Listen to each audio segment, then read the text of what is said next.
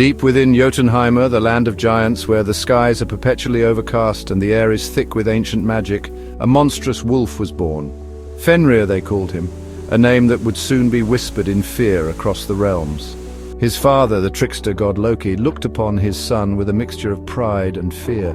He knew that Fenrir was destined for greatness, but also for unimaginable destruction. Fenrir was no ordinary wolf. His eyes glowed with an eerie light, and his presence exuded an aura of raw power. Even as a pup, his strength was immense. He could topple trees and shatter rocks with a mere swipe of his paw. He grew at an alarming rate, each day bigger and more powerful than the last. His size and strength seemed to know no bounds. The ground trembled when he walked, as if the very earth feared his presence. And his howls echoed through the 9 realms, a haunting sound that sent shivers down the spines of all who heard it, striking fear into the hearts of all who heard them. Fenrir's hunger was insatiable, a bottomless pit that could never be filled. He devoured everything in sight, from the smallest critter to the largest beast, his jaws capable of crushing boulders and trees with ease. Nothing could withstand his might. The giants, despite their own formidable size and strength, began to fear the beast in their midst. They whispered among themselves, wondering how to contain such a force. Word of Fenrir's existence reached Asgard, home of the gods.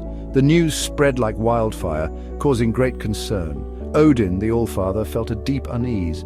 He pondered the implications of Fenrir's existence, knowing that the balance of the realms was at stake. He knew of the prophecies, ancient texts that spoke of a great wolf who would bring about the end of days. Whispers of a monstrous wolf destined to bring about chaos and destruction. The gods knew they had to act, but how could they contain such a powerful creature? Odin, troubled by the news, called upon his most trusted warriors. The air was thick with tension as they gathered in the grand hall, their faces etched with concern. He spoke of the wolf, Fenrir, and the danger he posed to Asgard and all the 9 realms. The beast's power was growing, and it threatened to engulf everything in chaos. The gods were a proud and mighty bunch, but even they felt a shiver of fear at the mention of Fenrir's name. The very thought of his strength sent chills down their spines. They knew they had to act, to find a way to contain the beast before his power grew beyond their control. The urgency of the situation demanded immediate action and a flawless plan. Odin, the wisest of the gods, proposed that they bind Fenrir. His plan was daring, but it was their best hope to prevent the impending doom. They would convince the wolf that it was a game, a test of his might. It was a clever ruse designed to exploit Fenrir's pride and strength. They traveled to Jotunheimer, their faces stoic, their hearts heavy with apprehension. The journey was long and fraught with danger, but they pressed on with unwavering resolve. The sight of Fenrir made them falter. His presence was overwhelming, a testament to his terrifying power. He was more enormous than they had imagined, his eyes burning with an ancient primal hunger. The gods knew that this encounter would test their courage and their cunning like never before. The gods, mustering their courage, approached Fenrir. They challenged him, saying, "Great Fenrir, we have heard tales of your strength. We have brought you a fetter to test your might. Surely no chain can hold you." Fenrir, ever prideful, readily agreed. He allowed the gods to bind him with their strongest chains lading.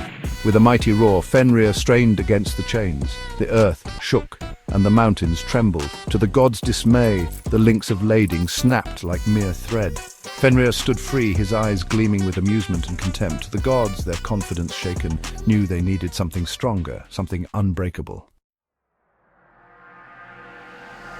Section 4. Gleipnir's Test. Desperate, the gods sent a messenger to the dwarves, the master craftsmen of the 9 realms. The dwarves, heeding the gods' plea, forged a magical fetter unlike any other. It was called Gleipnir, and it looked deceptively delicate, made of the sound of a cat's footfall, a woman's beard, and other such impossibilities. The gods, with Gleipnir in hand, returned to Fenrir. The wolf regarded the silken fetter with suspicion. He sensed magic woven into its very being. This time Fenrir hesitated. He agreed to be bound, but only if one of the gods would place their hand in his jaws as a pledge of good faith. Section 5. The Wolf and the World's End. The gods exchanged uneasy glances, their faces etched with worry and fear. They knew the gravity of the situation they were facing. None dared to accept Fenrir's challenge, except for Tyr, the bravest of them all. His courage was unmatched, and his resolve unshakable. With a heavy heart, Tyr stepped forward and placed his hand in Fenrir's maw. He knew the risk, but he was willing to make the ultimate sacrifice for the greater good. The other gods bound Fenrir with Gleipnir, the magical fetter holding firm against the wolf's struggles. The chains were forged with the essence of impossible things. Fenrir, realizing he was trapped, snapped his jaws shut, severing Tyr's hand. The pain was excruciating, but Tyr did not flinch. His rage shook the heavens, but Gleipnir held firm. The gods watched in awe and fear as the wolf's fury echoed through the skies. The gods had bound the monstrous wolf, but at a terrible cost. Tyr's sacrifice weighed heavily on their hearts. Fenrir's defeat was not the end. The gods knew that this was only a temporary victory. It was merely the beginning. The prophecies foretold of greater challenges yet to come. The prophecies spoke of Ragnarok, the twilight of the gods, where Fenrir would break free from his bonds and engulf the world in flames. The end of days was inevitable, and so the monstrous wolf waits, bound yet filled with rage, a harbinger of the doom to come. The gods remain vigilant, knowing that the final battle is yet to unfold.